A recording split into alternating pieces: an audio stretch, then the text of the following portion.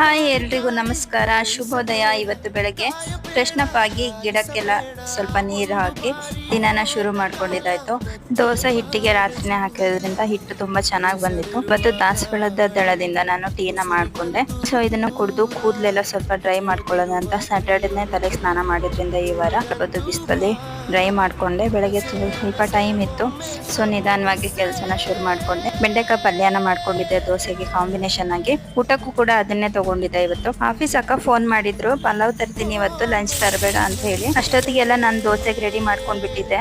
ಅಷ್ಟೊತ್ತಿಗೆ ನನ್ನ ಮಗ ಎದ್ದ. ಅವನು ಎದ್ದ ತಕ್ಷಣ ಸ್ವಲ್ಪ ಮೂಡ್ ಸರಿ ಆಗೋಕ್ಕೆ ಸ್ವಲ್ಪ ಟೈಮ್ ತಗೊಳ್ತಾನೆ. ಅದಾದ್ಮೇಲೆ ಆರಾಮಾಗಿ ಅವನಷ್ಟಕ್ಕನೇ ಇರ್ತಾನೆ.